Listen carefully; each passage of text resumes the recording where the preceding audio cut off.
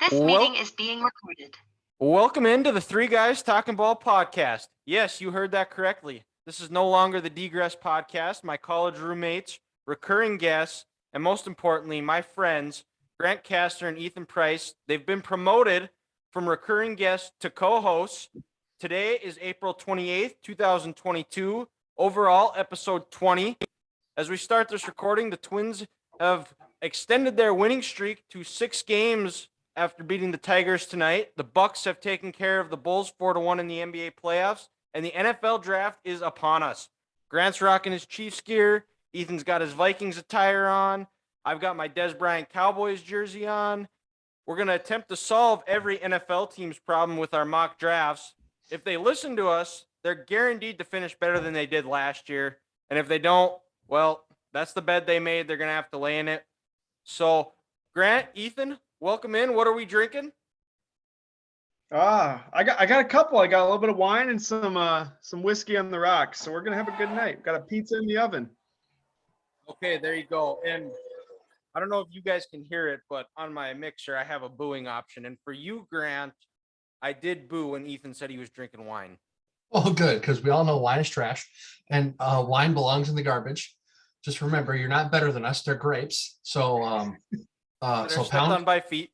Stepped on by bare feet. So pound on salt. And as a former offensive lineman, I think it's fitting. I really don't have anything to drink, but I do have a box of Cheez-Its, and a North Face water. So I'm ready to rock. And like you said, to make North Face makes water now. Oh, North Face water bottle. Okay, water. Okay, excuse gotcha. me. So, like you said, we're ready to hydrate and make people's lives better if they choose to listen to us, and if they not, well, they can just get fired and be unemployed in the NFL market for the next year. Yeah, you took my line. I was going to say we could be saving some guys' jobs, but we're going to try. And we get nothing for it. No. Well, who knows? You never know. Anything could happen. So we'll start NFL draft going on. It's going to be taken in Las Vegas. Nothing bad ever happens in Vegas, especially after a Pro Bowl or anytime anybody with a lot of money is there. We'll start Jacksonville for picking first for the second straight year. Jaguars, I have them taking the edge from Georgia, Trayvon Walker. I want it to be Aiden Hutchinson, but Trenton Bulky he's more of a risk taker. He likes to take the guys with a little bit higher upside, a little bit more risk reward. I think that's why he goes with Trayvon Walker. And Jaguars, we'll see how it ends up, but Trayvon Walker is the pick. What about you guys? Grant, you can go. So I'll start, like Ethan said. And first off, I just want to say I hate the word edge. They're either outside linebackers and a 3-4. They're defensive ends in a 4 or defensive ends in a 4-3. They set an edge, but they don't play the edge. So I just want to get a little sidebar in there. I hate that word edge. That pisses me off, but we're going to avoid that. And so my mock here is based off what I would do, not what the reports say. So I'm going to go with another player in the Southeastern Conference from a different team, but Evan Neal from Alabama. You take Trevor Lawrence, you need to protect him at all costs because without a quarterback, you're dead. And in today's world, Dylan, like I said, these pass rushers, they don't care if you have an all-pro left tackle. They'll go hunt on the left side of the defensive end. And with Cam Robinson signing him today to a new 3-year deal, I think if you take Neal, you got your bookend tackles, hopefully for the next at least 5 years. You can keep Trevor Lawrence upright. And you re-sign Brandon Sheriff. You got a good start of the offseason there. And Evan Neal can play both left and right tackle. So like I said, I say you take Evan Neal and keep quarterback upright. Yeah, I would. I would probably too. Yeah, the Jaguars, they're picking one for a reason. They have plenty of needs, so you can't. Whoever they pick, there's a lot of good options at one. So Neal is definitely one that should be considered, and who knows, they might surprise us. Mm-hmm. I agree with Dylan. I have Trayvon Walker going there, but I feel like this might be one of those smoke screens we hear about every couple of years where they right before the draft, you hear these names come up for the top pick. Like last year it was Trevor Lawrence. Like we all knew that. It didn't matter. But like 2 years ago, like we had no idea. It was last couple, like there's been a couple of those in the last decade where you have no idea, I think, and then some name appears and it doesn't happen. They just draft someone completely different. So I kind of agree with. I have Walker, but I wouldn't be shocked if it was the Neal or the other tackle from NC State, Aquanu. I don't know if I'm saying his name right or not, Yep. but I feel like this Walker talk just might be a smokescreen for someone else. But I don't even know if it's Hutchinson either, because there has been like zero chatter, I feel like, lately. Yeah, it's interesting, and then I don't really know what they've been kind of quiet, which sometimes that's normal, and then sometimes you hear it, or there's just the obvious, like the previous 2 years, when it was Joe Burrow and Trevor Lawrence back to back years. But yeah, this year it's one of them what they would consider low talent. They've compared it to the 2013 draft where there wasn't, but there were a lot of Pro Bowlers in that draft. It was a very weak quarterback class, but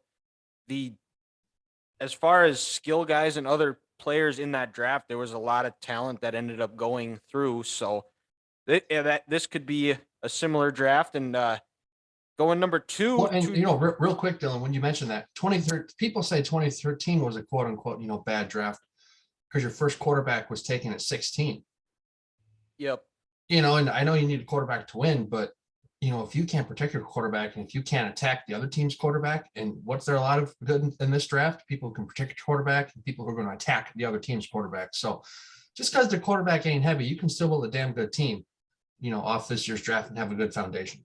Yeah, for sure. So moving on to number 2, the Detroit Lions select the hometown kid, Aiden Hutchinson out of Michigan, another edge, just to tickle Grant's fancy. Plays defensive end. He does. He stays close to home. He's got a high motor. I think he's going to really fit well what Dan Campbell wants to do. Is a guy that loves football, loves the grind, loves the process of it. And guys, a good culture fit for the Lions and Dan Campbell, who's trying to switch that and get that to a team flipped around. Yeah, I'm right there with you. Dylan, I have Aiden Hutchinson, your 2021 Big Ten Defensive Player of the Year. And actually, you stole some of the words right off the notes I had. He's a culture pick, and he's a guy that Dan Campbell and, Chris Spielman, executive football operations, who they want on their team. High motor.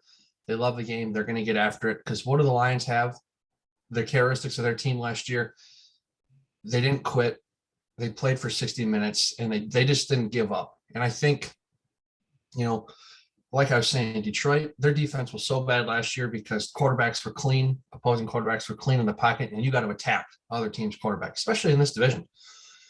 You're playing Aaron Rodgers twice a year, you're playing Kirk Cousins, and who knows if Justin Fields can develop and be a good player. That's 6 games a year where the other team could put up 30 points. So I think you got to go with Aiden Hutchinson, build that pass rush. And for me, I just kind of thought this the other day, a good pro comparison, I think, is Chris Long, defensive end for the St. Louis Rams, Patriots and Eagles. He's a 7 to 10 sack kind of guy, but a team you want on your roster. He's a good leader. He's going to work hard. He's going to say, hey, this is the standard we have. Is he going to be an all-pro guy? No, but will he fight for multiple Pro Bowls? Yes. So I think, again, hometown guy, Aiden Hutchinson, number 2 to the Detroit Lions. Yeah, that's 3 of us. I think he's perfect for that. Like Dylan said, fits the culture. He's from the town, can sell some more tickets. But he's just a dog. He absolute beast of a player. He's a stud. I mean, you compared him to Chris Long. I could see like a Trey Hendrickson even for the Bengals, like more recent little comparison. But yeah, from what it sounds like, Lions are absolutely infatuated with this kid. Yeah, for sure. And I don't even think it's if it goes to like what Ethan and I said, or even with the Jags taking Neal, like Grant said, I think once that pick is announced, I think and Aiden Hutchinson's still available, Jacksonville's just submitting that card right away. And then Detroit. Detroit. Yeah, they're sprinting to the podium. Like it's gonna be opposite when the Vikings missed their pick. So yeah, in 2003. Hey, they got Kevin Williams, so that worked out for him actually. Yeah. It's not a bad guy to have. But we'll go to number 3, the Houston Texans. Lovie Smith was hired to be the head coach, defensive guy, and I think they go with the at the start of the college season, the consensus number 1 pick. I think they take Kayvon Thibodeau. He is edge rusher, another edge, 3 straight edges in this year's draft. He's edge from Oregon. And Texans, another team, they need everybody.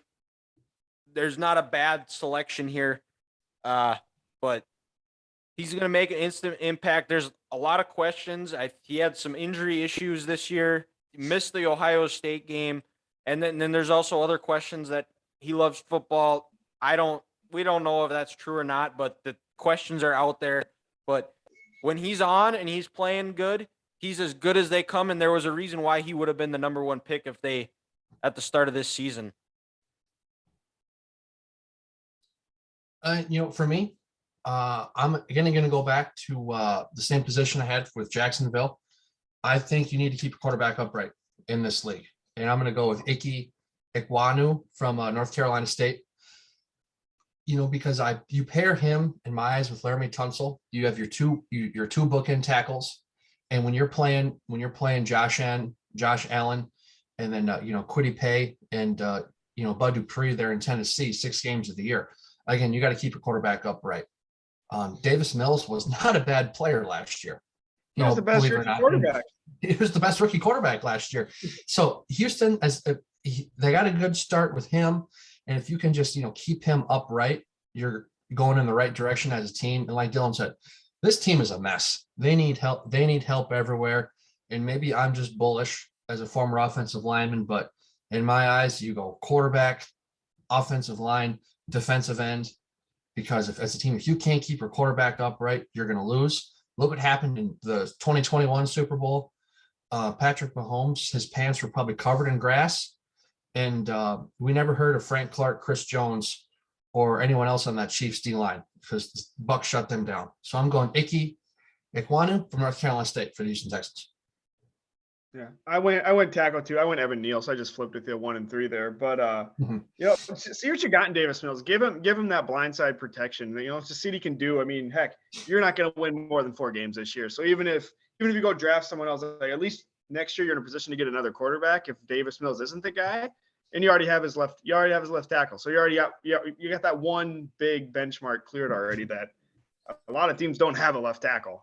I mean, it's probably the second biggest position in football, I'd say. But yeah, go get him, and then I guess start the long rebuild. All right, and let's we'll just go like snake style. So Ethan, let's just go to your number 4 pick, the Jets. I think this is where it gets a little interesting. I have Sauce Gardner going to the Jets. Get their next Darrelle Revis essentially. Their defense, I mean, their teams, they need a lot. I mean, they got their quarterback, so you can cross that off. Sounds like they're going to extend their tackle maybe from what I read earlier this week. So, I mean, cross that off. So, I mean, why not go get probably top 3 player in the draft overall? Gardner's a stud. Yeah, he's definitely the best corner, and he played alongside another really good corner, and it definitely helped. But the way I think another reason that could see him going corner too is because I don't have him going corner. I'll let Grant go, but I like that them getting a corner because of the defense that their D coordinator likes to play, whose name is Saleh. Robert Saleh, head coach. Yep. And he relies more so, likes to blitz and relies more on that pass rush. You can get a guy that can lock down your best receiver and shut down one side of the field. That's a great pick by the Jets. And yeah, Ethan, great minds think alike. I got him taking Sauce too. Like you said, he's a long defender who never gave up a touchdown in his college career. And people are forgetting Carl Lawson is coming back for the Jets this year off a ruptured Achilles. He was free agent signing last year from the Bengals. So they at least have some sort of pass rush coming back, and you can get that one guy who's going to shut down the one half of the field. And just like his name, I think he's going to bring some sauce to the Jets team because Robert Saleh, he's a high energy, he's an intense guy, he's going to be in your face. I think they need that out of the secondary. So after this pick, I think the Jets are going to say we struck it rich, and we got a shutdown corner, for the next 10 years too. Okay, yeah, I'm gonna go with with Evan Neal, the tackle from Alabama. I think I thought they could go receiver here, and that could be a part where you see receivers start to fall off in the draft. But similar to what you guys have said with Jacksonville and Houston, protecting Zach Wilson, getting another guy to go on the opposite side of Mekhi Becton, securing those bookends, getting long-term protection for Wilson, who did miss a few games because of injury, and protecting him, keeping him upright is for 17 games a year has to be crucial for the Jets. So that's why I went with Neal. Am I back up for 5 here, Giants? Oh no, well I said Snake, so we'll So stay. it goes back to you. Yeah, we'll Go. stay in the Big Apple as the Giants pick, and I got Ike Ekwonu, the lineman from NC State. It's another team with a lot of needs. Daboll, first pick, I think, and it's a very important year for Daniel Jones as they decide what they want to do with him. As they, Is his 5th-year option not this year, but next year? They got to pick it up this year because he was drafted in 19. yep. Oh, I you're think right. it's sometime in mid-May, but they need to decide if they want to pick it up or not. Okay. And if they don't, oh boy, they're in trouble. Because, like you said, this is a boom or bust, and he'd be a free agent after this season if they don't pick that up. Yeah, well, and that's why I have him picking Ekwonu, because I think Daboll understands how important it is to protect his young quarterback and how big of a year it is for Daniel Jones. Yeah, and again, you guys, you're seeing a trend with me because I have them going with Charlie Cross, the big offensive tackle from Mississippi State. Again, you got to give Daniel Jones a chance. And then also another player we're kind of not talking about is, Saquon being the first pick for the Giants the year before Daniel Jones in 2018. The Giants just have not been physical at the line of scrimmage since their last Super Bowl win. And you can't give your quarterback a chance if he's on his back, and you can't give Saquon going if he's, you can't move the ball at the line of scrimmage. And, you brought up Daboll in his first season. If he wants to throw the rock like what he did in Buffalo, you got to keep your quarterback upright.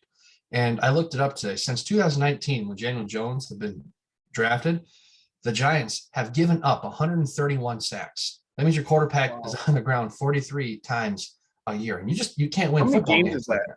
that. What? So divided by 3 is 43.6 sacks a year. So about 2.5 sacks, 2 3/4 sacks a game. How has he not missed more time? Well, and here's the thing: he has missed time. That's the crazy part. Yeah, but not a ton. I know. So you're just going to get your quarterback killed at this point. And in 3 years, guess what? You're going to have the revolving door. Same thing. New GM, new head coach. Everyone's excited in New York, but you can't keep your quarterback upright. And it's just going to be the same thing, different day. And they've had the worst record in the league since 2016. Ever since the boat party. And even when they had McAdoo in the Cheesecake Factory menu, they just can't win any games.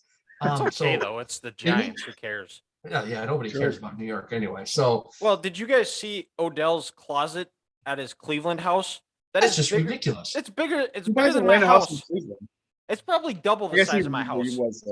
And here's my question: why the hell does the guy have a big house like that in Cleveland? I mean, Cleveland's like the armpit of America. It's a terrible city. Hey, come on now. It was pretty cool when I went to the dog pound's great. They bark every first down. People from Ohio, they're just not good people. So I don't know why you'd want to build a house in that state, but do you, Odell? Do you? I did the same thing here. I went tackle Ike Ekwonu. Protect your assets. I mean, Barkley could be really good, but I mean, he's had no chance. Like, no blocking. He's constantly hit behind the line of scrimmage. I mean, probably part of why he's always hurt too. But just see what he got. I mean, he was your second, third overall pick. Like, at some point, you got to figure out if he's actually gonna do something or not, or just stay hurt, or actually help you out. So I'm not even mentioning Daniel Jones. So you got to go tackle here. Just protect your guys. Yep. Oh man, Panthers. I know we don't predict trades or anything, but I feel like this is a spot they could trade back. I haven't taken Charles Cross, but they need a quarterback. They need a lot of stuff. I mean, gather picks if you're the Panthers at this point. Like, get Darnold out of there, get his success or something. But they need a no tackle too. So I'll go with that. See if they can get some protection for Darnold just to see if he can turn it around. Yeah, even I would agree. Carolina at this point in the draft, they're thinking we have no hope. I mean, they need everything, and I don't really think there's a player that they would want because their biggest need is quarterback, and yeah, you can't wait till next year to try to get Stroud or Young because then you're at the top of the draft, and guess what? New GM, new head coach. But this year in free agency, they lost Hassan Reddick, a playmaker on defense, and who was making a bunch of plays. He's a versatile guy who can play multiple spots. So I gave him Trayvon Walker from Georgia. Like what you guys said, you both had him as the first pick, but I think just a guy who can play multiple, positions. That's so key. If you can, line up at defensive end or outside linebacker or even, defensive tackle, that's just, it only helps so much. And, he just had freaky numbers at the combine. I think his broad jump was higher than Odell's. I can't remember everything, but his broad jump was higher. He had a higher 40. He just can play so many spots. And I saw a stat this morning on Good Morning Football. Last year, Trayvon Walker played 105 snaps at defensive tackle, 381 at defensive end, 11 at nose tackle, 98 at linebacker, and 1 snap at corner. So they need someone on defense who can change the game, play multiple spots. And him and Brian Burns together as a combo, getting after the quarterback, that's a hell of a combination, I think. Did you say he played a snap at corner? Yes, 1 snap at corner this year. What the hell?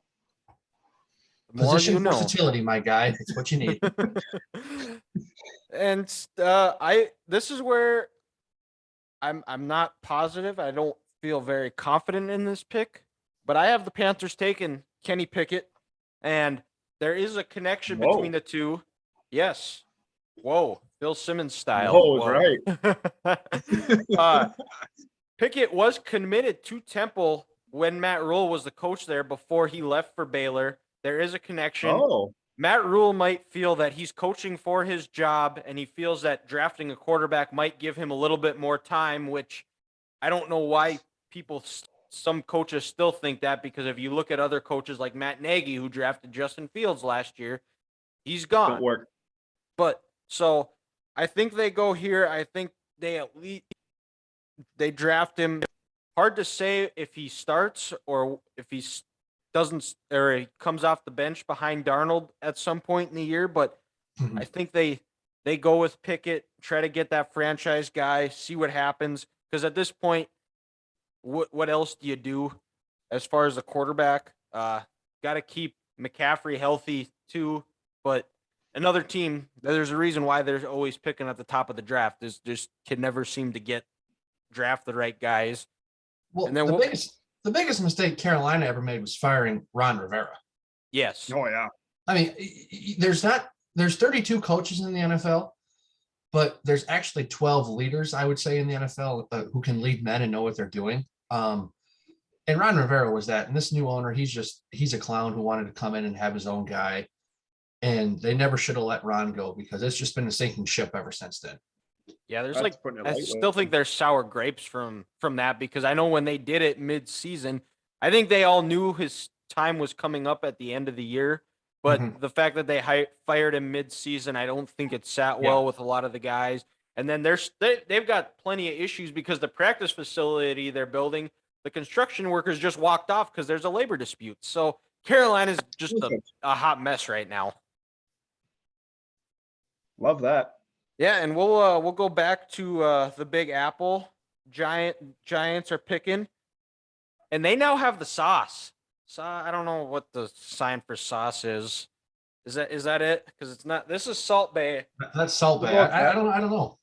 But yeah, I like the Giants taking Sauce Gardner here, best corner in the draft. Wink Martindale coming over from Baltimore. He likes the blitz.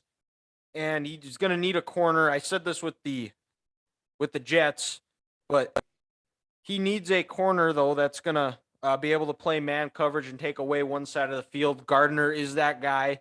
So I think they go with the sauce, and he's just gave up a touchdown to CeeDee Lamb. So, Well, that's not possible because he didn't give up a touchdown through his college career. And if you got Dak Prescott throwing you the ball, he's probably going to throw it away. So that didn't happen. No, no, not when they play the Giants.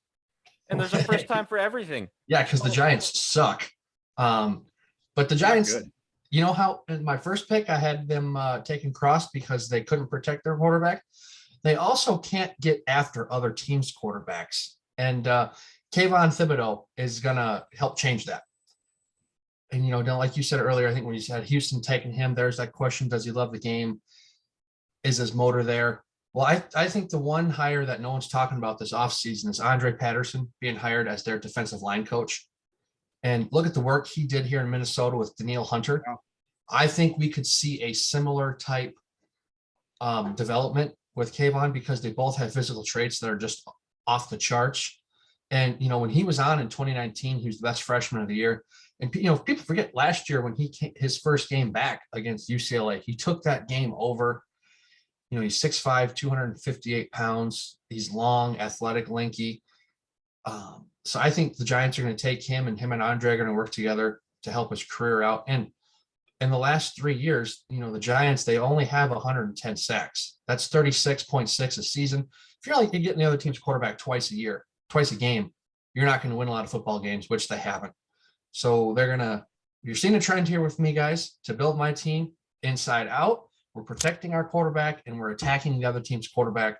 And the Giants have done that with both of their picks. I got him. I'm on the cornerback wagon here too, but I got him taking Derek Stingley. Seems like he must have proven himself pretty good at his workout and just shown that he's healthy.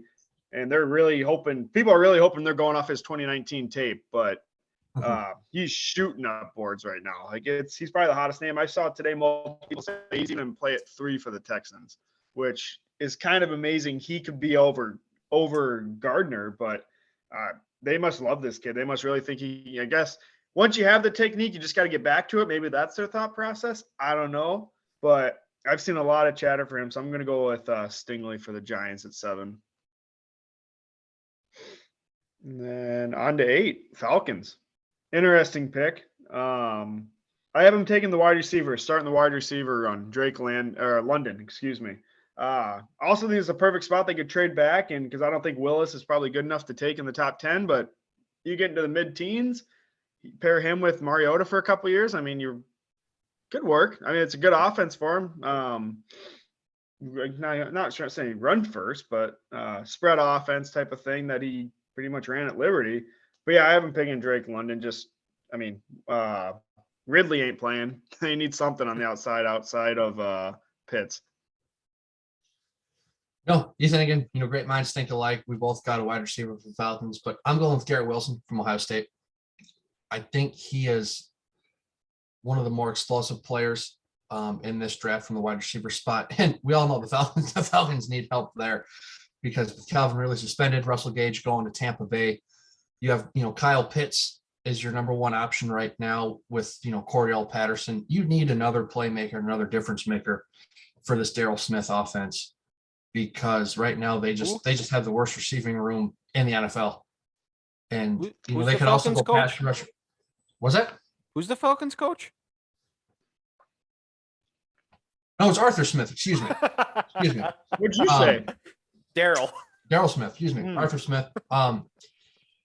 They could also go pass rusher here, but I think since Arthur Smith is the offensive-minded head coach, he's going to get final say, and they're going to go Garrett Wilson, Ohio State. Yeah, I'm with you, Grant. I also have the Falcons taking Garrett Wilson. Like you guys said, they have no receivers outside of Kyle Pitts. He's got a strong catch radius, strong hands. He'd be a good fit with Mariota. I think it's a good pick. Arthur Smith is offensive guy, and I think that's a good pick. And could probably go offensive line because they need somebody to protect Mariota too. But I think right now, that starts the receiver trend. But we'll go over to the from the southeast to the northwest, the Seahawks. I have them taking a corner, Derek Stingley. Pete Carroll is not shy that he wants to win with defense after trading Russell Wilson. They still don't have a quarterback really worth on their roster with Drew Lock. So be curious if that's something they try to go with or might make a trade for a player. But I don't know any teams that are going to Seattle would want to trade the number 9 pick for any quarterbacks available. And he's going to be paired with with a former LSU Tiger and Jamal Adams. Again, Dylan, we're on the same train of thought here, except I'm going to go give Seattle the local kid, Trent McDuffie from Washington. Again, like you said, Pete Carroll, he wants to win with defense. And when this team was at their peak, it was with a lesser quarterback and the best secondary in the NFL. You have Jamal Adams and Quandre Diggs at the safety spot. So now they're going to get their other corner, their shutdown corner who can, again, take away one side of the field. And I think they're just going to go with a local kid from Seattle, someone they know, someone they trust. And like Ethan said, a couple picks, Stingley, we don't know what's wrong with him. He was injured a lot. He didn't play that well last year. So I think Seattle, they kind of go with the safer pick and take the local guy from their backyard and Trent McDuffie. I'm sticking with the defense too and sticking in the Northwest, but I'm going with Kayvon from Oregon. Mm-hmm. They're one of those teams. They have a lot of holes. Obviously can't plug them all at once. So go with the DN, get after the pass rusher a little bit, and maybe that'll help the passing defense a little bit. I mean, maybe, hopefully for them, for Pete Carroll's sake, maybe, but probably not. You're right, Ethan, because if your other team's quarterback doesn't have time to throw, then your secondary can't cover. You could have people forget the lead was great, but it was Michael Bennett, Cliff Averill, and those guys up front getting after it. They had to get the ball out so quick. Yeah, for sure. And, go ahead, Ethan. No, you're good. Okay. Well, I was just gonna say, and the more I thought about it, thought about switching it because Pete Carroll, for the most part, most of the guys, the secondary guys they got, Sherman, Chancellor, Earl Thomas, were all back into the draft. They got guys like Michael Bennett, and even though he was a late round pick too, but I think just because they play a lot, they're not doing a lot of man-to-man coverage. It's more of a zone. So I think that's why they backed off. But I think in recent years, the struggles that the Seahawks have had, I think they want to get back to getting guys that can cover and go with a corner. Makes sense. For 10, I went with the Jets. I went Gardner first pick, and he's going to be lining up against Garrett Wilson in practice every day. So that would be one heck of a battle to see every day. That'd be super fun. But it gives Zach Wilson another Wilson to work with, and maybe the Wilson connection can start a little fire going in New York. No, I like that, Ethan. But for me, with the first pick, I gave the Jets the corner, shuts down one half the field. Well, now, again, surprise, we're attacking the other team's quarterback. Jermaine Johnson, defensive end from Florida State, the ACC Defensive Player of the Year last year. And he was one of the 4 guys last year in the Power 5 with 12 sacks. He also had 2 forced fumbles and a fumble recovery.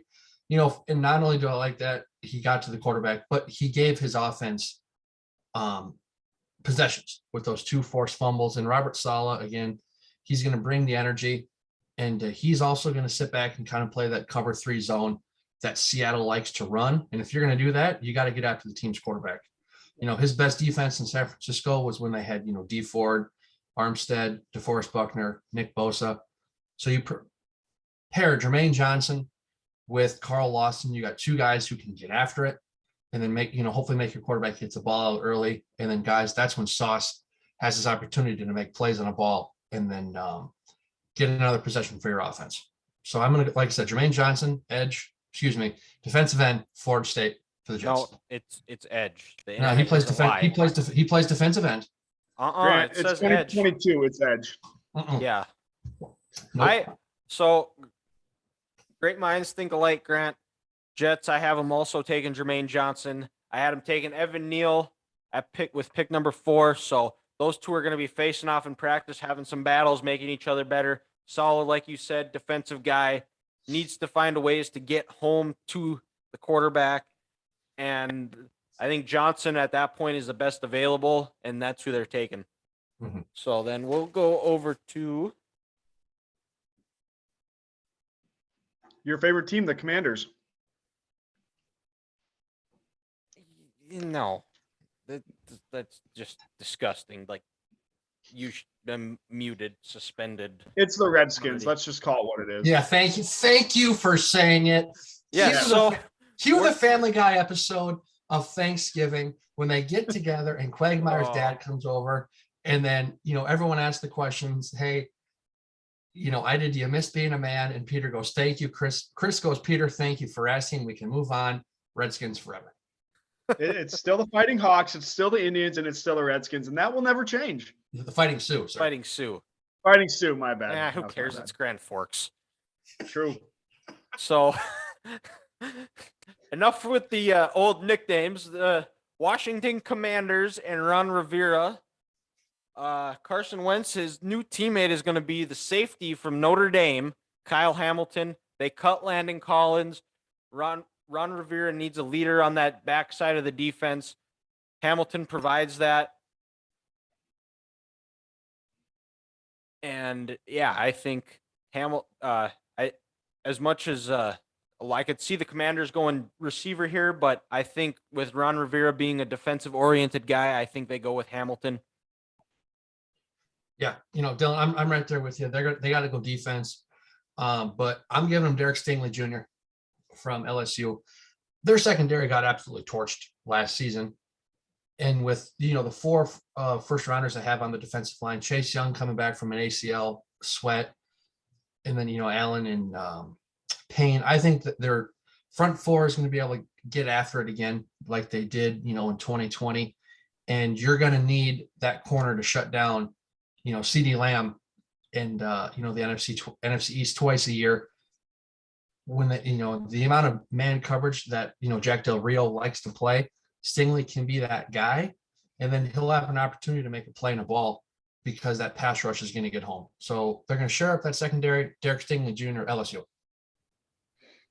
I'm agreeing with Gress here. I have him taking Kyle Hamilton. I'm not really sure why he's not the consensus top 5 pick he was 2 months ago. I'm not really sure if that was testing numbers or what, but when you can get a player of this caliber at 11, I think it's hard not to pull the trigger on him. Like, I would love if he fell to the Vikings. That'd be great. Pair him with Harrison Smith, but I can't see him falling to 12. I think Commanders is probably as far as he falls. Yeah, some of that is, I think, because just of the way the game has changed, where there's not as much. The safety is most of the time the safeties are coming down as that fourth or fifth linebacker, where they're in the middle of the field's just not there, where they just like to get the ball out so fast it takes the safeties out of the game. I think that's probably the biggest reason why he falls. Well, yeah, and because everyone's attacking now this game, they're attacking horizontally. Because your safety, when you got that ball hawk in the middle of the field, we're not going to throw at that guy. We're going to, we got Tyreek Hill there in Miami now. Look what he did against Buffalo on the second to last touchdown the Chiefs had in that game. He caught the ball 5 yards past the line of scrimmage, just in front of the linebackers there, and he put the Jets on and made people miss. So I think the way the game has changed, they're not attacking that deep middle anymore. So the safety position is kind of not valid as high as it is. But he's an absolute freak of nature. I mean, look what he did this year against Florida State when Milton was trying to throw the ball away. And then out of nowhere, you see this dude with a helmet. Sprints 30 yards. Kick the ball. Yeah, 30 yards away. It's just like, that's incredible. So, yeah, you guys are right. He's going to be a hell of a player. So sorry to, interrupt and kind of go sideways there. But on to the Vikings now, Ethan? Yeah. I was really hoping one of the either top 2 corners or Hamilton would fall to him, but we're at a best player available spot, and it's Jameson Williams. You need your replacement for Thielen here. I mean, honestly, it might be next year. That cap, it's not getting any smaller, and he's great, but he's not what he used to be either. Pair him with JJ for a couple of years before they both get paid $60 million a year, and then have fun. I mean, that offense would be disgusting. Like, holy hell. Yeah, dude, it's crazy. The Vikings, they're in this spot where I could see him trading up. I could see him staying put. And then I could see him personally, I want him to trade up. I want him to go get Stingley. I think they love this guy, but I think you got to trade up at least to 7 to get him, at least. Yeah. And yeah, when I was making this today, I was like, I think there's 3 players that the Vikings, in my eyes, should go after. Sauce, Stingley, and then the player I had the Vikings taking, Jordan Davis, defensive tackle from Georgia. I considered it. When the Vikings run defense has been as bad as it was these last couple of years, you need as many big bodies as you can get. And, they're changing the defense up. They're going to the 3-4. I know they signed Harrison Phillips from, Buffalo this offseason. But anytime you can add a guy who's 6'6", 340 pounds and runs a 4.79 40 with an absolute crazy 10-yard split at 169, it just shows how explosive you are and how you can dominate a game. And, he's a 2-gap player. So then, Kendricks and then Jordan Hicks can try to make some more plays and don't have these linemen on them. I think you just need as many big bodies as you can in Minnesota. And Jordan Davis is a game changer who will help kind of make this Vikings defense more physical and stop the run like it couldn't these last couple of years. Well, Grant, I think we've got 3 of the last 4 picks the same because I too had Jordan Davis, similar to what you said. They've struggled even with Zimmer, even when Zimmer had those good years, they still struggled stopping the run. They're switching over to a 3-4, and they need that guy that can just eat people's lunch, take up blocks, let Barr, Kendricks, other linebackers, and Barr's Danielle gone, Hunter. man. Barr's gone. Oh, is he? Barr's gone. He's gone. Yeah. When did he get? He Where'd doesn't he sign go? anywhere, but he ain't coming back. They redid his contract last year, so he's a free agent, and they haven't signed him yet. So he's going to be probably one of these June. I don't think anyone signed anyone. No So one he signed him. Yeah. Just like Matthew, I think he's going to be one of these June pickups the team has after the draft, and they assess their roster, and they're like, well, you know what? We still need a free safety in Tyron, or we still need strong side linebacker in a 4-3, and they're going to pick up Barr in like a 1-year, $4 million prove it deal. Oh wow, I completely missed that he was bye-bye. So, but yes, so they still need somebody that can eat up blocks. Davis does that. He is just a man amongst boys, just an incredible player, and that's who I think the Vikings do. That's the first step they take to improving their season from last year. And then we go down to the lovely city of Houston, Texas. The Texans, I have them taking an offensive lineman, Charles Cross, out of Mississippi State. Similar to what we've talked about, another theme of where defenses move the ends around to strength versus weakness. Pair him up with Laramie Tunsil. He's a consistent player, and they need another guy that can protect Davis Mills.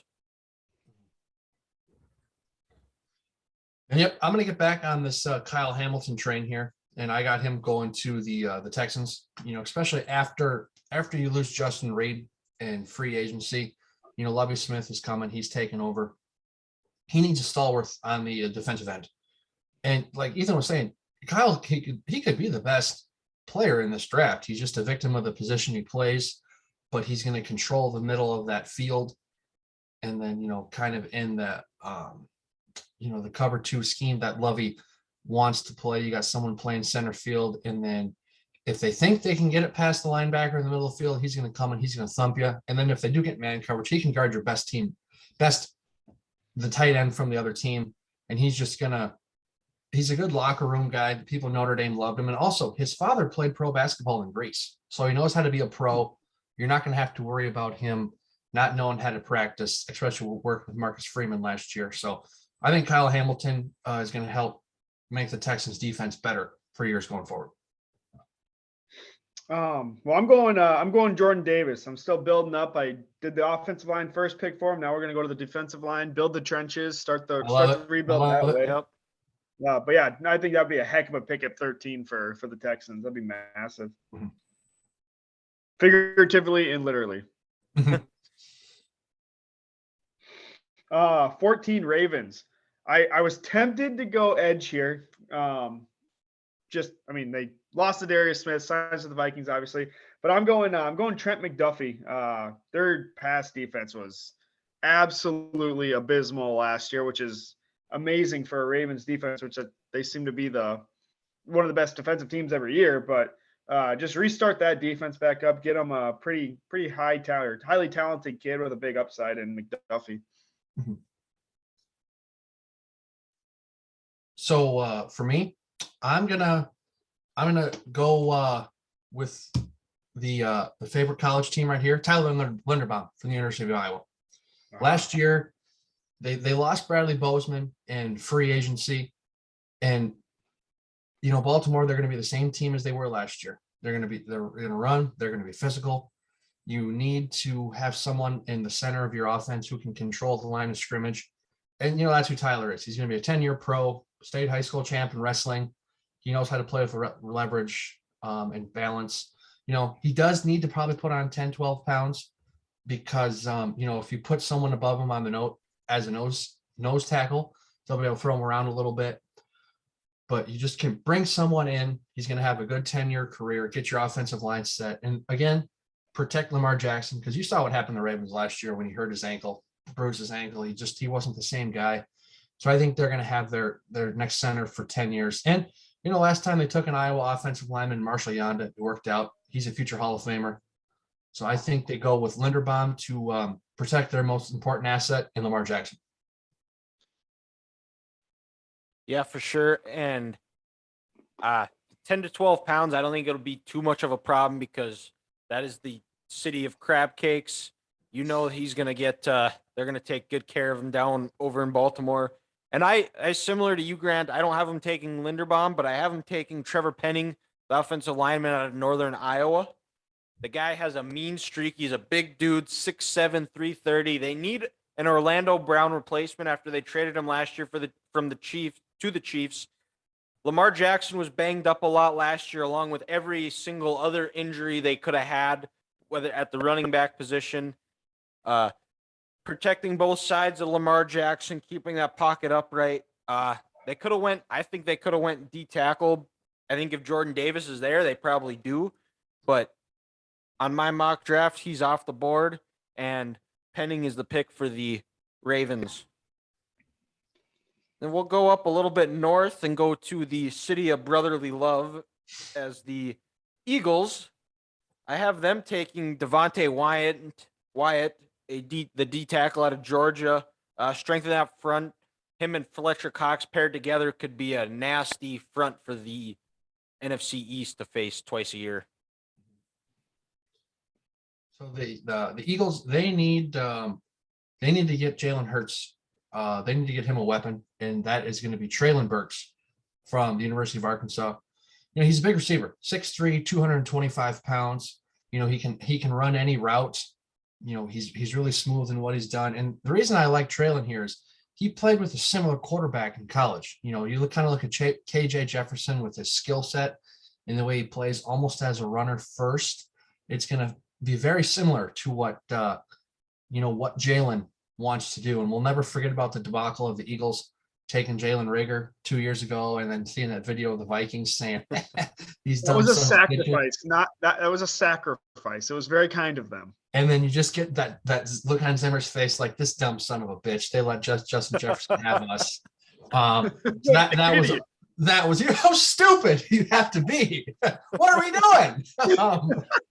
So they're going to take Traylon Burks because they need more explosion on offense, and they need to get Jalen a weapon. And I think Jalen can be a good quarterback for him.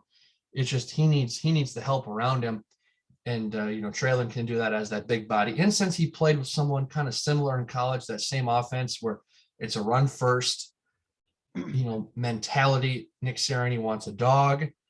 Traylon's a physical player. When you play for Sam Pittman, you're going to be a physical player and you're going to block as a receiver. So I think he slides well into Philadelphia from Fayetteville. All right. Well, I'm going back to D-line like Gress here, considering they were second in sack rate last year, like second worst, I should say, in sack rate.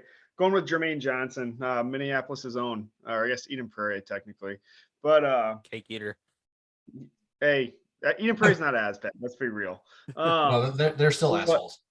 This they are. I'm not saying you're wrong. I'm just saying they're not as bad as like a Minnetonka or was that there's tiers. Yeah, they're not as smart. I think Jermaine Johnson's going to be a stud. Be pretty damn good pick at 15, good value, considering a lot of people are saying he's a top 10 pick. Mm-hmm. Moving down to the city that needs another washing, New Orleans. Sorry, I had to. We're getting Jameis Winston. A weapon. We're going with Chris Olave. Big time home run threat out of Ohio State. And yeah, I agree. I think Jameis Winston, I think he needs some protection. And they're going to get that in Trevor Penning from Northern Iowa. You know, you lose Teron Armstrong to the Dolphins in free agency. And kind of like what Dylan said a couple picks ago, Penning is one nasty son of a bitch. And with Dennis Allen coming in, I feel like they're going to change their offense first.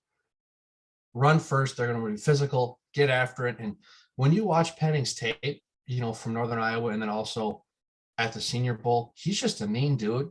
And he's the kind of guy that you want on your team who can be, a solid anchor as your left tackle for 10 years. And, Jameis coming off that torn ACL, I think you got to do everything you can in your power to keep him upright. And then Trevor Penning is that guy. Again, when you're facing, those horses there in Tampa Bay, Shaq Barrett, Jason Pierre-Paul, and then, Brian Burns, and then Trayvon Walker in Carolina 4 times a year, you got to keep the quarterback upright. So Trevor Penning, Northern Iowa. Okay, yeah, and I'm going to copy Ethan here and say the Saints take Chris Olave, the receiver out of Ohio State. I think he's probably the best route runner in this draft. Guys just knows how to get open. Easy. And Jameis coming off a torn ACL. Don't know what's going to happen with Michael Thomas as he's injured, wants to be traded. Maybe I don't think he wants to know what he wants. He probably doesn't. No. And possibly drafting another Ohio State receiver, be paired with, there might be a get him to stay. So I think they take Olave, give Jameis some help.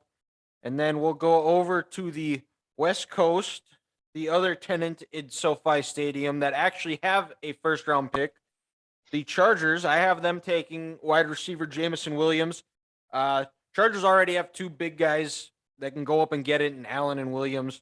Jameson's Williams, he's going to be a little bit a change of pace, quick. You can put him in the slot. He's going to be coming off an ACL injury, but indications is that he's going to be ready for training camp. So he's a change of pace. You can put him out of the slot, and he's not going to face as much man press coverage, be able to get open, and another good person to good target for Justin Herbert.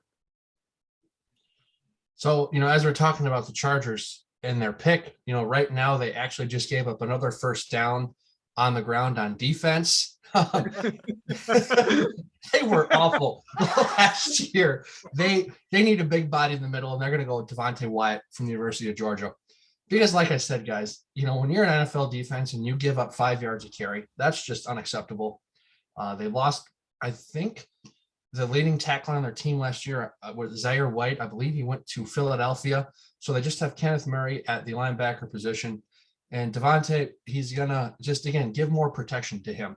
Another big body in the middle, because, again, when you give up 5 yards a carry, I don't care if you have Jameson Williams, Keenan Allen, Mike Williams, Austin Eckler, and Justin Herbert. You're not going to be on the field. You're going to lose 8 games a year, and you're going to, just pull a Chargers and lose the most unimaginable way, which I don't have an issue with because we've won 6 straight AFC West titles. So to fix that, the Chargers are going to take Devontae White from Georgia. To quote Lee Corso, nice pick. I'm going with Devontae Wyatt myself. Their defense was terrible, or their defensive line was terrible last year. You pair him with Bosa and Mack, and I mean, you're looking at a pretty, all of a sudden, just a strength almost. Along with Jerry Tillery, too. Yeah, they don't have a whole lot of weaknesses. They have one of the best rosters in the NFL, like 100%. Yeah. I guess now we have to go back to the city of brotherly love. Back to Philly here, and I'm going to get them their weapon. Might be early. I don't know. Christian Watson, big play out of NDSU. Man. Oh, here we go. Yeah. Now it's getting juicy. Yeah.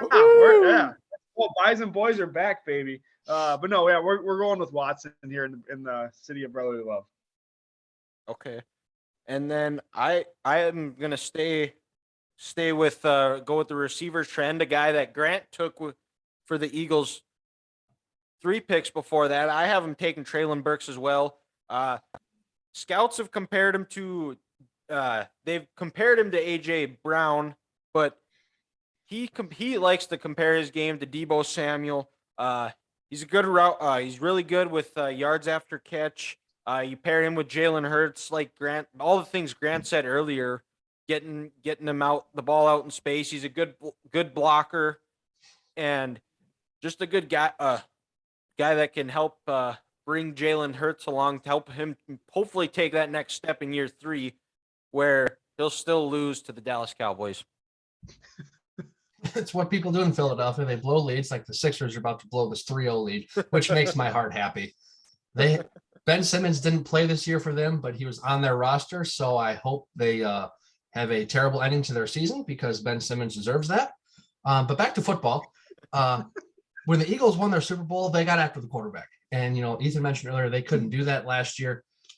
I think they, only had, 34 sacks last year. So they're going to go with, is it George Karlaftis from Purdue? Karlaftis. Yeah, they're going with the big guy from Purdue, because you just look at the Eagles roster on the defensive line. Brandon Graham, he's getting long in the tooth.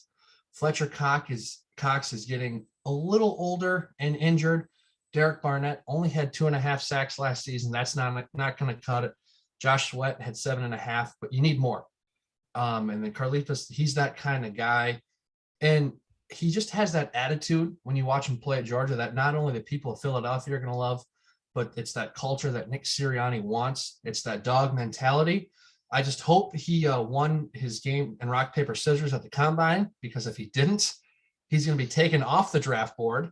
But again, Philadelphia, they got to get after the quarterback, and George is that kind of guy. He's just kind of your Midwestern grinder who's going to work, and the people of Philadelphia will love him with that pick. And then with New Orleans, hey, it's Three's Company.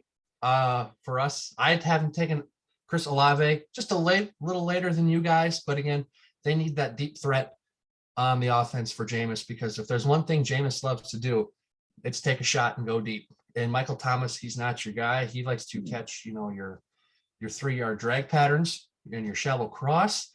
And Chris, he's gonna change that. I was able to see that in person this year, and wow, that was special. 177 yards against the Gophers, a 38-yard TD, 61-yard TD, 4.26 speed. He's kind of perfect in that offense. He's going to take the top off the defense. You got Alvin Kamara catching passes out of the backfield. Hopefully Michael Thomas can come back healthy.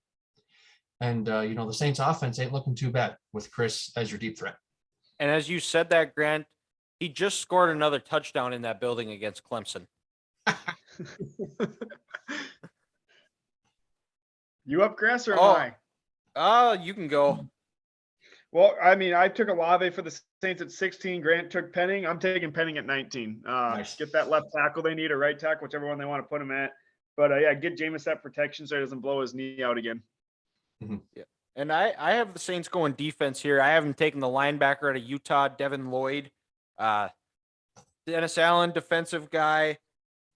And maybe a QB here, depending on what they want to do. But I think they go defense. Lloyd, a guy he can play all 3 positions at linebacker.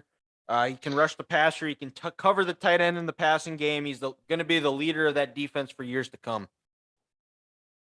And then him and Demario Davis, that's a nice little duo where you're going to be physical and you're knocking some people off their socks. So I like that pick.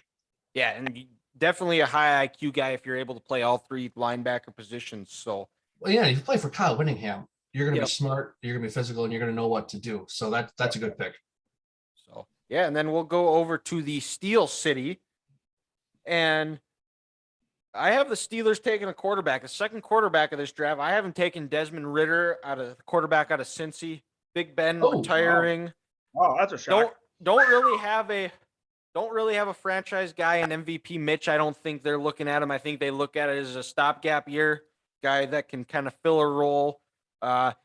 Very athletic, can throw the ball. They have good receivers, good running back around him.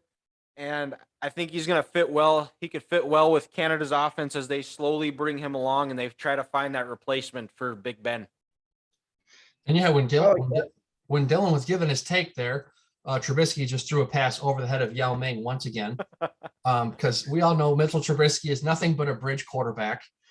And I'm on the quarterback train, but I'm going to, again, go with an NFL team with a college team in their backyard and take Kenny Pickett at the University of Pittsburgh. Kevin Colbert is going to retire after this draft, and he gets the quarterback for the future, for the Steelers. And then now with your quarterback on a rookie deal, you can pay TJ Watt like you did last year. You can pay Micah Fitzpatrick. You can build the team around them. And what I liked most about Pickett was he's a 5-year college player, but he started for 3 seasons. So he has that in-game experience. He's seen a lot of defenses. And with your head coach of Pat Narduzzi, you're going to have that toughness, kind of a pro-style feel to it. And then I think the Steelers, they're going to hunker down in their backyard and then take Kenny Pickett. I don't know, man. His hand size is pretty small. He might have played his entire college career at Heinz Field, but his hands are too small. Yeah, Joe Burrow had small hands, and he's doing just fine. So that we can put that to bed. I went quarterback here too.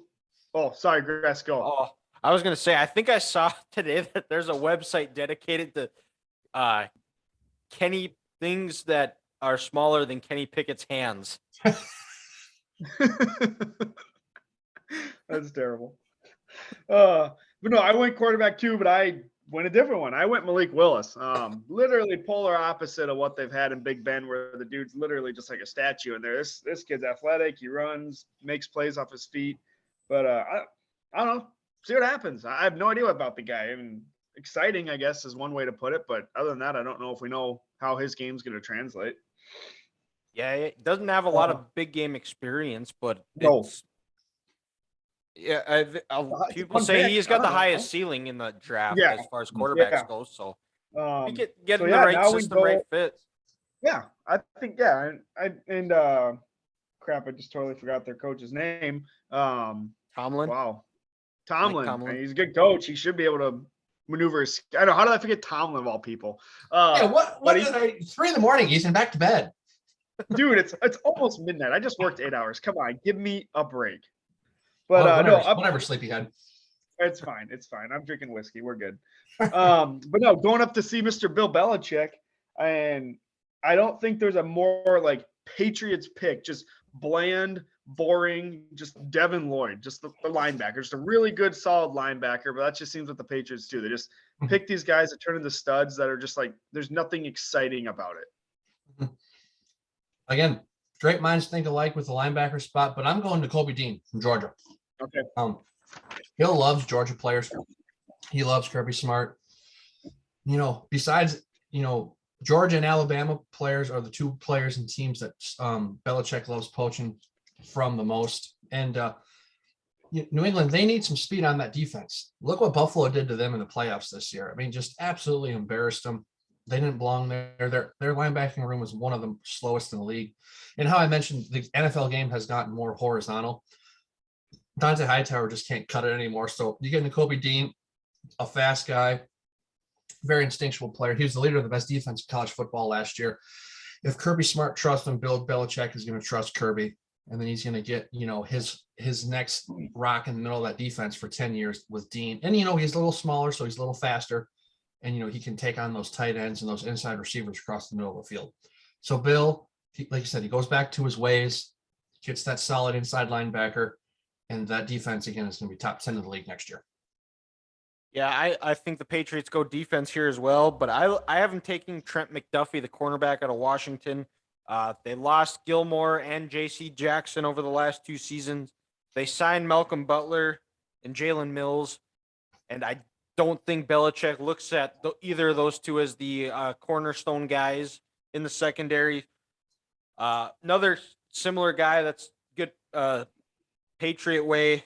He's a really good tackler. He does all the little things right. He's very fundamentally sound, and he's very strong with his technique. I think he's the perfect Patriot for Belichick. Mm-hmm.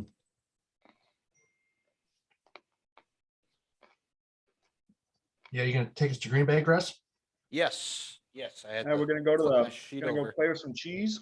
We're going to go to the cheese wasteland that is Green Bay, Wisconsin. Why even say And- the name?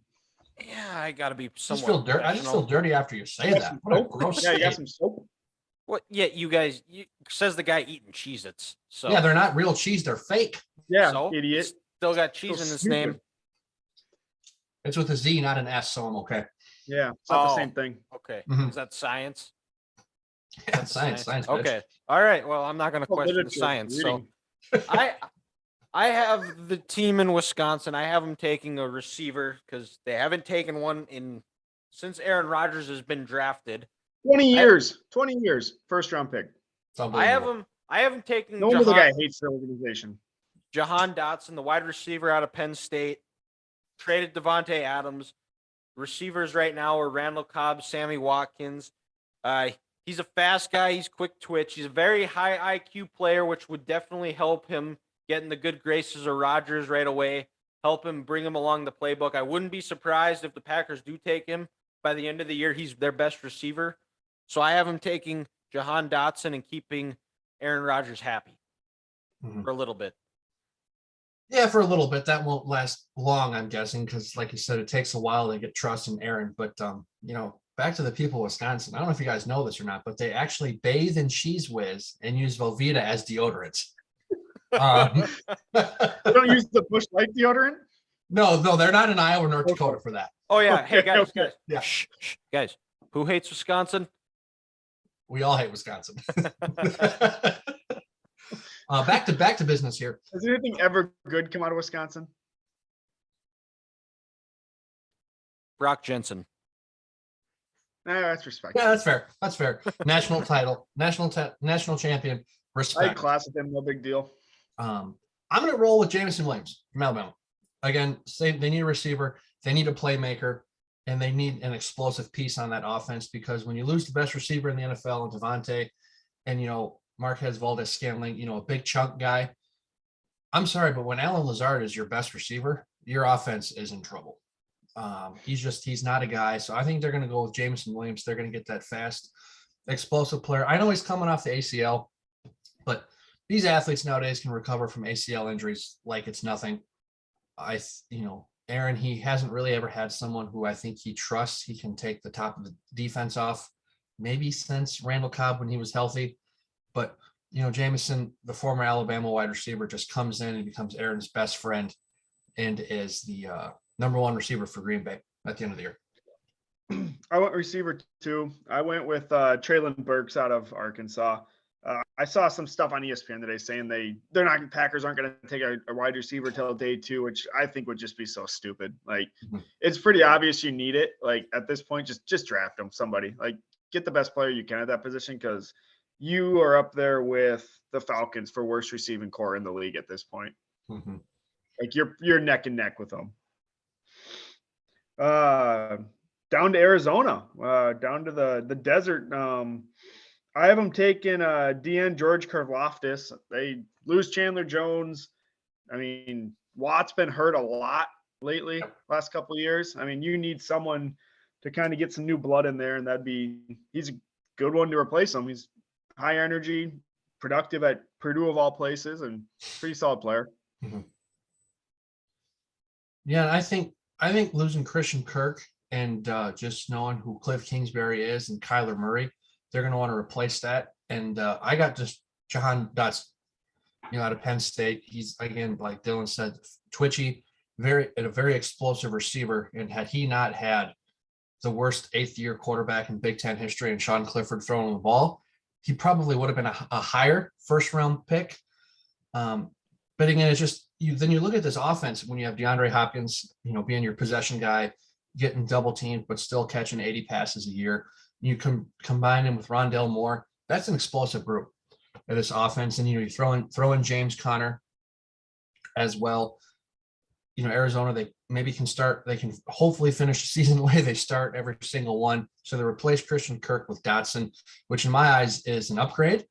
And they also do this as kind of a PR move to help keep Kyler in Arizona. They say, hey, we've had some bad looks over these last couple months, as a relationship. So we're going to get you a nice new fancy toy to stretch the defenses there in the NFC West. And yeah, Grant, I too have Arizona going offense, but I have them going with the lineman from Texas A&M, Kenyon Green. The last few years, Murray at the end of the year is just his body has been worn down, and it showed in the playoff game. They've made strides every year he's been in the league, made it to the playoffs, but by the end, his body just seemed worn down. He didn't want to run in that playoff game, which is such a key part of his game and why they have success. I think drafting him, keeping him upright is a solution to help keep them and make a deeper run in the playoffs.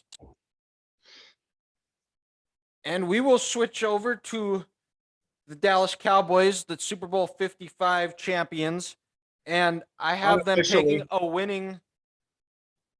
taking and getting a ring in his rookie year, a runner-up in the Big Ten, the center out of Iowa, Tyler Linderbaum. Dallas O-line has just not been good the last few years. They're not what they were in those 14 to 16 years when Zeke and Dak were first in the league. And they got to find a way to shore up that offensive line, help Zeke do something with his contract rather than just eat, and not in a good way, not yards. But I think Zeke's done. But they get their Travis Frederick replacement. He's your day one starter. He's a smart guy, uses his leverage. Like Grant said, he could still probably put on 10 to 15 pounds, but you're in an NFL weight room. Those guys are going to find ways to put weight on you. So smart guy, uses his leverage really well, former wrestler. I think Linderbaum steps in and Dallas has their center for the next 10 years. Yeah, and I just want to say, Dylan, as a Cowboy fan, you're one of the more tolerable ones out there. I'm just glad you don't wear that. I'm glad you don't wear the jean shorts and have a bad fade haircut like most Cowboy fans do. So we'll let you pass there. But Super Bowl I gotta champs, be confident. Hey, Super Bowl champs, in the words of Lee Corso, not so fast, my friend. They might win the NFC East, but they'll lose in the wild card round like they always do. Thank you, Mike McCarthy. But hey, look at this. He'll be fired after this year. You'll get Sean Payton as your head coach, and maybe Zim can take a year off and change his defense, and Zim will run that defense. And with Lawrence and Micah Parsons, I like that. I like that team in 2023. But to the 2022 Dallas Cowboys, I'm going Kenyon Green. Same with you, Dylan. We need to protect Dak Prescott, and we need to rebuild that offensive line, because when they had their years 14, 16, and part of 18 there, they were running the ball.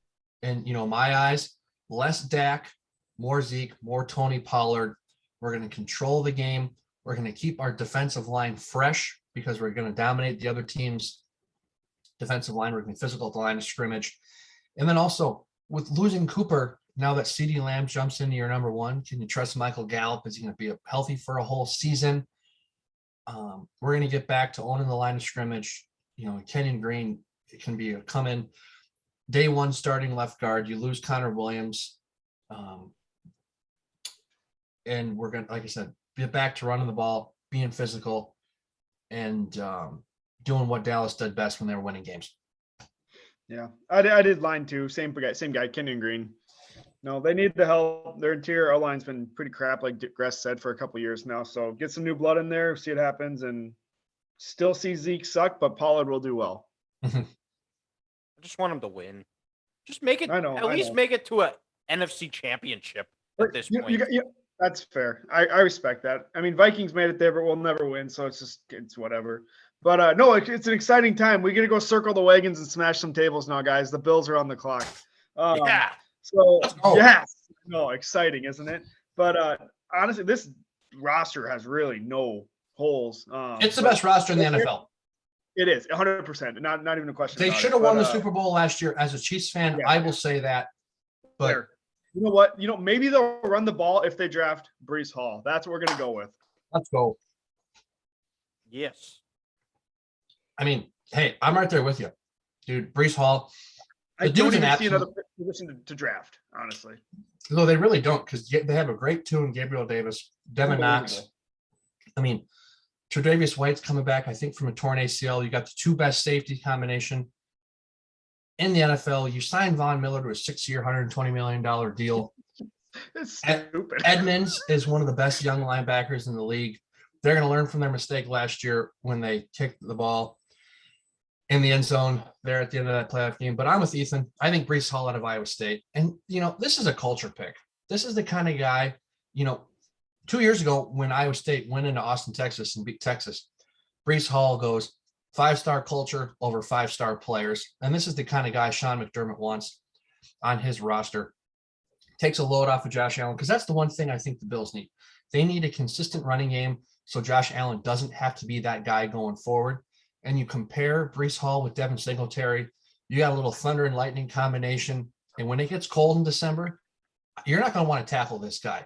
He's got tree trunks for thighs. He's thick. He's physical. He scored a touchdown in 25 straight games. He gets stronger as the game goes on, and he'll actually finally have a competent quarterback outside of the month of October, which will help him, in my eyes, possibly be a rookie of the year finalist. So again, I like Breece Hall to Buffalo, and I'm actually excited about this pick. Yeah, well, that makes three of us. I had Breece Hall too. So I think Grant, we copied each other's notes because I had the same, basically the same thing, because takes a load off Allen's legs in the run game, gives them another dimension on 3rd and short, because the last few years the only play they had on 3rd and short was Josh Allen running the ball, and giving him that added dimension, like you said, he's got tree trunks for thighs. He's stronger as the game wears on, especially playing up in Buffalo where the game gets colder. It's going to be tougher to tackle. Yeah, Breece Hall is the pick here. And I don't think a lot of us are big guy taking running backs in the first round, but with that Bills roster, it's a no-brainer slam dunk for them to take him. Well, and like Ethan said, what other position needs do they have? I don't think they have any. Mm-mm. Yeah, maybe Nope. maybe defensive line, but still, Yeah, to your point, maybe they deep could use a defensive line draft. They could use a defensive tackle, especially after losing Harrison Phillips to Minnesota. And they're a little weak and not quite physical against the run as much. Look what the Patriots did to them in December. But that's a throwaway game, though. Yeah, 50-mile-an-hour winds. You throw the tape away, and now we're just reaching for weaknesses. Which is also another reason why they draft Breece Hall, because in that game they didn't have a running game where the Patriots did. Correct. You get Breece Hall running the ball. That's a different game. The Bills win that game probably by 2 possessions. For sure. So we'll go over to the AFC South. The defending AFC South champions and AFC regular season champion, the Tennessee Titans. I got them taking the edge rusher out of Purdue, George Karlaftis. Their pass rush has improved in previous years, but they're still missing someone to pair with Harold Landry. I think Karlaftis is the pick, and I think he's got the upside to help Tennessee possibly take that next step. For me, typically I don't say draft a wide receiver in the first round until your team is complete. And when I look at this Titans team, I think they're a complete team. So we're going Drake London out of USC. You got Derrick Henry coming back from injury, still one of the more solid offensive lines in the NFL. So you're going to be physical at the point of attack there. But you need a number 2 across from AJ. After Julio got released, they traded for Robert Woods, but he's coming off an ACL injury. You just don't know how he's going to bounce back. So you need that deep threat who can take the top off the defense and let AJ dominate the middle of the field like he does, and just kind of complete this offense. Because even, and you sign Robert Woods at tight end, but, with Tannehill as your quarterback, you need more pieces around him. He's not going to win you games. So if you can have 3 solid receivers, a good tight end, and one of the best running backs in the NFL, the Titans are looking like a dang good team. Yeah. Another team, obviously they're at the bottom half of the draft, bottom third, but another team that doesn't have a whole lot of, weaknesses. Mm-hmm. I thought about receiver because I don't know. I don't think AJ Brown's going anywhere, but these receivers, you never know what the hell they're going to do. Yeah. But I went to Kobe Dean, linebacker. And I feel like it's a very Mike Vrabel / Patriots type pick for him. That's kind of, I feel like, how they run their organization. But I think he could come in there and just really solidify that defense for him. Yeah, I think receiver, the way it's trending, where there's just so many good receivers coming in year after year after year, it's almost taking the place of the running back, where it's like we don't have to pay you. We can just get a new guy, recycle him through because it's one of Oh, the 100%. one of the better, easier positions to adjust to is playing receiver compared to an offensive line, defensive line. Mm-hmm. And especially with the rules now, totally favor the receivers. Yeah. D-backs Oh, put their yeah, and hands just on them. look at the way these offenses are run these days. How much they get the ball for these guys in space away from coverage on the bubble screens, the Yep. tunnel screens. Like I said, your shallow crosses there. It's easy for a wide receiver to pick up an offense quick and become a pro in this league and be a stud in this league. Excuse me. yeah, and then we'll go to the Yeah. we can go to down to Florida, and I think the Bucks they stay in the state of Florida and they pick I'm gonna butcher his first name, but Kair Elam Kair. Kair.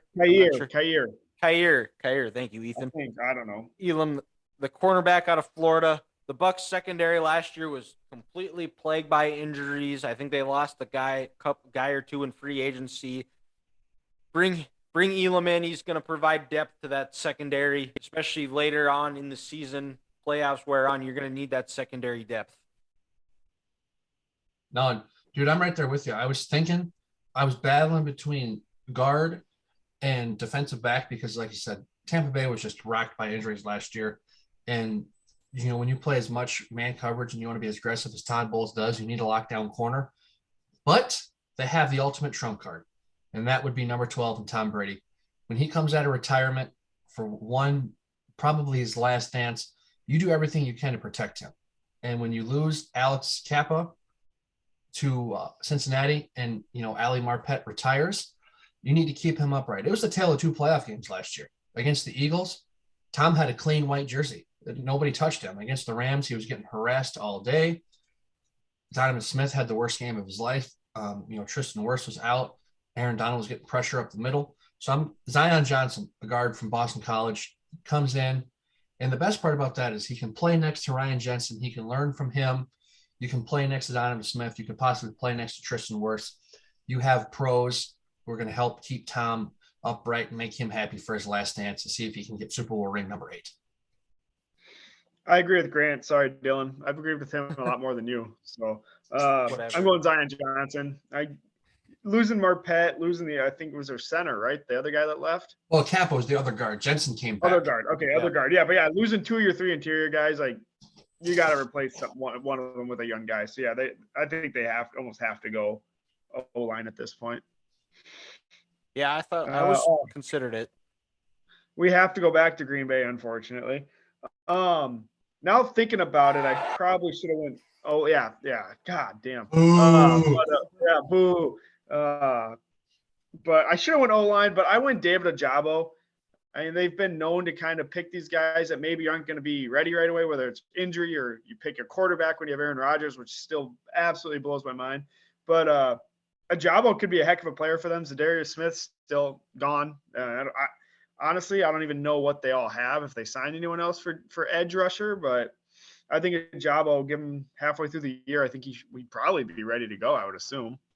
But yeah, no, to your point, Ethan, they just have Preston Smith, and they have the lesser of the two Smith brothers, and Preston benefited because everyone was blocking Kenny Clark on the inside and doubling Zadarius. So when Preston Smith is your best pass rusher, that isn't great. But I think they go the inside linebacker, Devin Lloyd from Utah, to pair him with Devontae Campbell, which could be one of the nicer inside linebacker duos in the NFL. I mean, look at when Tampa won the Super Bowl, Devin White, Levante David. Dylan said earlier, Devin, he's a fast, explosive player. Over these last 3 seasons, 43 tackles for loss. That's big. When you go from 1st and 10 to 2nd and 14, and you're playing in someone's backfield and you can gear up that pass rush, it's exactly what you need. And again, like I've said 3 times today, with this game being so much more horizontally played, you need fast, aggressive linebackers in the middle who can take on these receivers, especially in the NFC when you got to deal with the Rams, the Niners, what the Bucks like to do. You need linebackers who can make some plays. So I think, Devin Lloyd and Devontae Campbell, can be a nice little combo. And then Green Bay's got a playmaker on the defensive end. Yeah, Ethan. Ojabo, one of the best Gus Johnson calls. one of a great day of 2021, probably the best day of that year. Michigan beating Ohio State. I don't have the Packers taking them. I have them staying on the offensive side of the ball. I have them taking somebody who can protect Aaron Rodgers. I have them taking Abraham Lucas, the offensive lineman out of Pullman, Washington State University. Billy Turner left in free agency. He needs improvement in the run game, but the Packers don't like running the ball a lot. He's really good in pass protection and good person to put on the opposite side of Bakhtiari. And then we'll go over to Grant's favorite team, one of the most underrated cities in America, Kansas City. Oh, great barbecue, great place. I got to visit it in February. It was a fun time. Can't wait to go in September. We're going in September, baby. Let's roll. We are. All right. Podcast on the road from the tailgate lot. I like that. And Tyreek Hill was traded. The Chiefs are lacking some guys at the receiver position. So I have them taking the former Bison, Christian Watson out of NDSU. Got to watch every snap of him as at NDSU. So he's a fast guy. He had a little bit of trouble earlier in the year, early in his career with drops. His last year at NDSU this fall, he really improved. He did not have a lot of drops. He really improved his route running. You saw that progression of just being a guy that could blow past you. He was really worked on improving his route running. And, they used him a little bit at running back. He can play it. He's a good returner. If they want to throw him out as a spark, I think Christian Watson is the pick to be somewhat of a replacement for Tyreek Hill. I don't know if you can just throw somebody in there and say he's Tyreek Hill's replacement, but I think Watson is the guy for the Chiefs and Pat Mahomes. Well, to answer your question, no, you can't throw it out there and say they're Tyreek Hill, because there is one cheetah, and that guy was special. He was fun to watch, for these 5 years. But I love what Ethan said. Podcast in the Truman Sports Complex. Let's go. Chiefs Kingdom, baby. But what didn't we do in that playoff game? We didn't get after Joe Burrow enough, and we couldn't contain him in the pocket. And we're going after actually one of kind of my favorite players. He's sneaking up on people. Ethan, this one's for you. Boy Mafe, defensive end. Pride of Hopkins, Minnesota. We just got to get after the quarterback.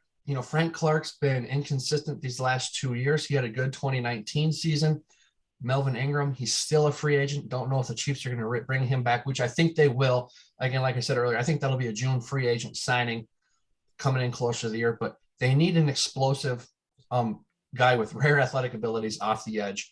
And what I like most about Boy is he's gotten better every single season over these last 3 years. This year he had 7.5 sacks. But again, what I love most is those numbers have increased every single season. So he's getting better as a football player. He uses his hands well. And then also last year, drafting Josh Kondobi, a fourth rounder from Florida State. They're both kind of these rare athletic guys who I think the Chiefs can kind of develop and get after quarterbacks in the AFC West. And God knows you need to do it when you play Justin Herbert, Derek Carr, and Russell Wilson 6 times a year.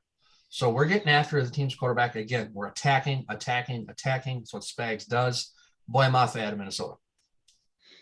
I'm following with Gress here. I'm going wide receiver, but I'm doing Jahan Dotson. I think he's obviously, like we just mentioned, we can't replace 100% Tyreek Hill, but I think Dotson might be the closest thing in this draft to Tyreek Hill in terms of speed, breaking the field open, just having that open field, the skills to actually make those open field misses and break a big one. Did it multiple times at Penn State. And I mean, there's no reason to think he ain't going to do it in the NFL too. Just a solid receiver that was completely underutilized at Penn State. Wow, that's partially because his quarterback couldn't throw the ball. But like I said, he's the worst ace-year quarterback in college football history. He's terrible. But no, we're staying with Kansas City at 30. Let's roll. And I'm staying with the pride of Hopkins, Minnesota too. I'm going with Boye Mafe at 30. The dude had like a 41-inch vertical. Just his numbers were just stupid. Dominated the Senior Bowl. Honestly, I think he should probably go higher than 30, but I'm not a scout or an NFL GM, so I don't get to make that call. But he's going to be a stud in the NFL. But Well, hey, like I said at the start of this podcast, if they don't listen to us, they're not getting smarter, and that's the bed they have to lay in. So, their loss. yeah, and you know what? Let him slide to 30. Let's bring him. Let him slide to 30. Bring him into that Truman Sports Complex there in Kansas City, Missouri. He can have some good barbecue. Coach Reed is gonna, get after him like he always does. Hopefully he calls him up and he's told him what he told to Travis Kelce when he got drafted. Hey, Travis, are you gonna fuck this up? Because I hope you don't, because this is a good opportunity for you. But at 30, this last pick was for Ethan. Dylan, this one's for you. We're getting Dax Hill.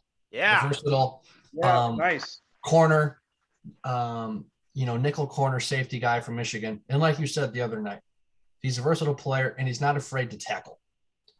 He gets after it down at the line of scrimmage. And you need that in today's league where sometimes you only have two players, two linebackers. You need guys who are a little smaller but aren't afraid to get their nose in there and get after it, from the corner in the safety position. And then, he's just a good player. I think we can start to rebuild the secondary with him, Juan Thornhill, and Justin Reed. The position versatility excites me the most. I've said it, a couple times tonight on different players. If you can play 2, 3, 4 different positions, then that's better because we can get more people on the field if you're going from one spot to the other. So Dax Hill to help the back end in Kansas City. Yes, I'm kind of surprised you didn't go receiver, considering we all know Josh Gordon's going to be smoking the devil's lettuce by week 2 at the latest. Yeah, and not to make this a Chiefs podcast, but I trust Andy and I trust Patrick to tell McColl, hey, figure this out. You got Juju on a 1-year deal. MVS signed a 3-year, $30 million contract. And the Noah Gray last year being drafted the tight end out of Duke. And people forget that Chiefs offensive line last year was physical. And we were running the ball on Cincinnati in the first half, and we kind of got away from that. So I trust Andy and I trust Patrick to have this offense humming and create plays to get guys open in space. But we need to fix this defense. And like I said, I just think Dax and Boye are the two guys to do that. Yeah, I too have Dax Hill. For all the reasons you said, he's versatile. He can play nickel. He can play safety. Similar to what they did with Tyrann Mathieu. He's a smart player. You can get your defense into the right checks. And because Kansas City is also known for great barbecue, but their defense is very similar to barbecue and gets roasted a lot the last they get smoked. They do, yes. And Dax Hill is also a guy too that when you watched Michigan play last year, he was a guy that popped off your TV screen. He was a guy that was making plays. He got on SportsCenter a few times for some interceptions he made. So I think Dax Hill is the play there. Another Wolverine to Kansas City. So we'll move on to the team that the Chiefs lost to in the AFC Championship, the Cincinnati Bengals. And the offseason of protect Joe Burrow at all costs continues. I have him taking Zion Johnson, the guard out of Boston College. He's a little bit raw, I think. But there is some questions at left guard on the Bengals. I think that's a spot he can compete at right away and provide depth because it's going to be, you never know when an injury is going to pop up, and keeping Joe Burrow protected. He's already got one ACL tear, and finding a way to keep Joe Burrow upright and help improve that run game with Mixon and P. Ryan, that's going to hopefully can help the Bengals propel them to the next step and win the Super Bowl. Mm-hmm. So, yeah, the offseason to protect Joe Burrow is still in full effect, but I think they did a good job signing Lyle Collins and Alex Kappa. So I think they're going to go on the other side of the ball, and they saw what Aaron Donald and the Rams front did to them. So they're going to continue to attack the other team's quarterback, and they're going to, with Arnold Epiketti, the defensive end from Penn State.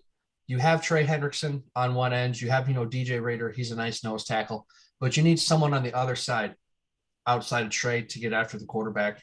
And, these Penn State guys, they're always long, they're raw, but you can develop this player and then you can have two bookend ends to get after these quarterbacks.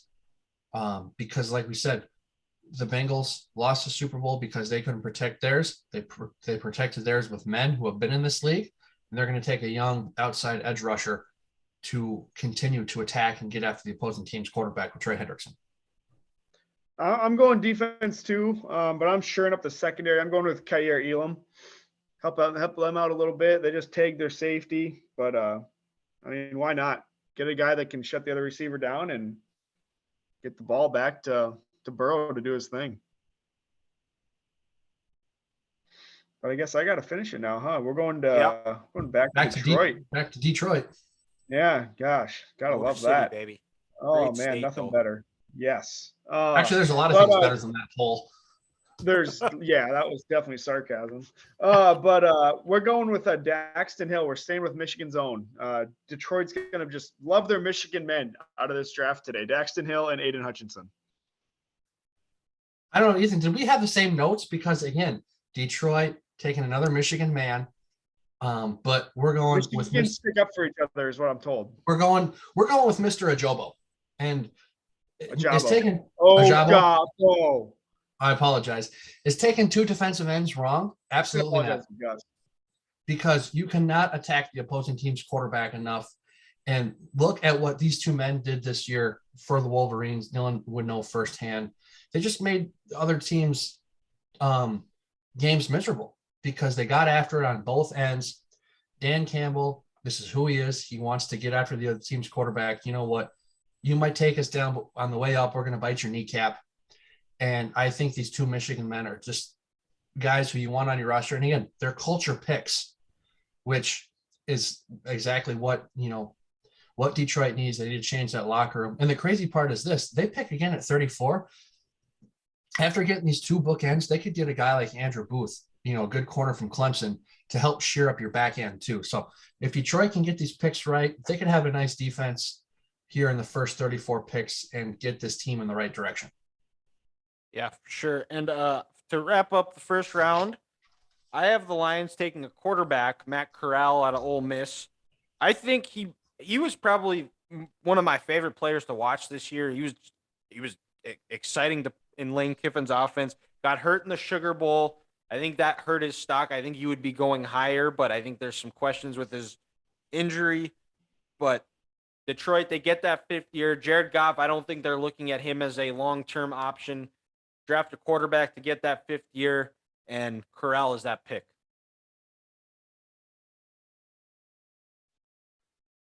Oh, you're back. That cut out? Yeah. Yeah, we lost there. Oh, my connection is unstable, it says. How about that? You getting more snow? No snow. So we're good on that front. It's melting. That's There we go. great. But that's who that is our mock draft. Hopefully these teams are listening when this we were is doing released. 7 rounds. I have all my notes ready. I am Matt got Miller. 240 picks ready to roll, boys. Yeah. Yeah, we're ready to go. Matt Miller's going to look like an idiot Dane- after my mock draft. Dane Fuck that Brugler guy. Jr. is over here, I guess. So Yeah, but ready to roll. We're going to get all of them right. we got NFL draft. That's the first round. Exciting. It's going to be expect some fireworks, and we're going to end the show with a little bit of fireworks with curveball of the week.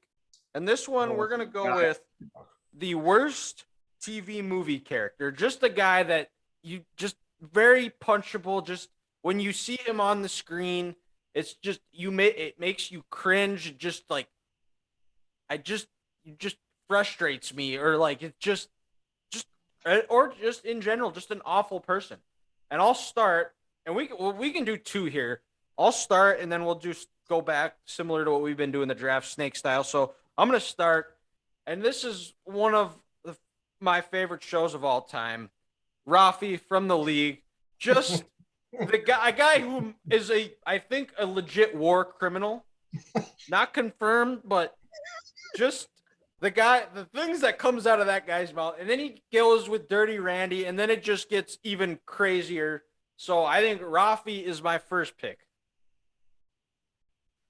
So this isn't a TV movie, but it's a movie, and that's what I mean. I mean TV show or movie. So anytime Rafi, I'll finish here. And anytime you would see Rafi pop up on the league, You knew something was crazy was about to go down. Oh yeah, shit was gonna get weird. I'm gonna have to go with Derek from Step Brothers. Talk about just the ultimate douchebag. He's sitting around, they're singing karaoke in the car. His wife is, she's flat. $1,500 a week for singing lessons, and this is what I get. It's just trash. Yeah, and he's sitting back and he goes, talking about how he hasn't had a carb since 2002. Hey, what was that? Are they nice big fish? I lost my train of thought. Sorry for ruining the conversation. Possibly the night, Brennan. Just an ultimate tool. He missed his mom's wedding. You know what helped older pain? He's just a douchebag, and I can't get on board with that guy. So I'll say Derek from Step Brothers.